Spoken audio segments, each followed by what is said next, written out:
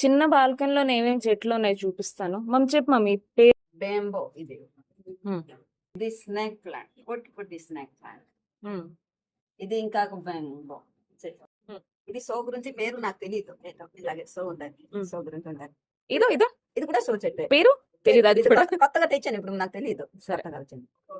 ఇది ఓం చెట్టు, ఓం సపోటా. సపోటా. సపోటా. ఇది ఇది గుజరాతీ ఇలాచి చెట్టు. ఇలైచి చెట్టు. కానీ ఇలాచి కాయదు, ఒట్టి టీలని గట వేస్తారు అంతే. ఇది ఓ టీలో వేయడానికి ఆకులు టీలోనే వేస్తారు.